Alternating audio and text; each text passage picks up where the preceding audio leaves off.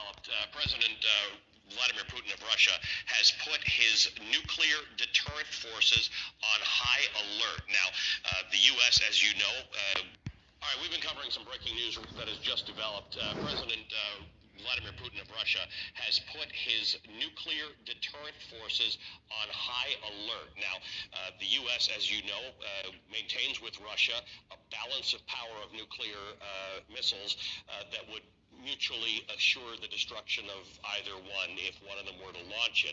This is interesting because a few moments ago I was telling you about the SWIFT system and removing Russia from the SWIFT system. One of the reasons it hasn't been used is because it would be such a strong sanction that people have referred to it as the nuclear option. Except that it's not. It doesn't have any nuclear weapons associated with it. It's just that serious. It does seem that under pressure, Vladimir Putin is considering the idea that his nuclear option is worth reminding the world about in the face of growing sanctions and opposition to the invasion of Ukraine. Joining me now is Ruth Ben-Ghiat. She's a professor of history at New York University. She's the author of the book Strong Men, Mussolini to the Present. Professor, this is brand new news. There have been people who over the last few days have talked about the things, the lines that the U.S. and NATO will not cross so as not to trip into, accidentally, World War III, particularly a war between nuclear powers.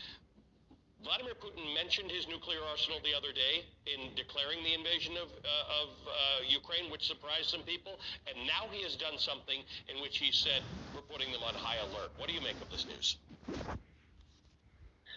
It's interesting how quickly he got this out. He did warn about it, but, you know, this is a perfect storm for Putin, and if you know autocrat psychology, none of this is, none of this is surprising because he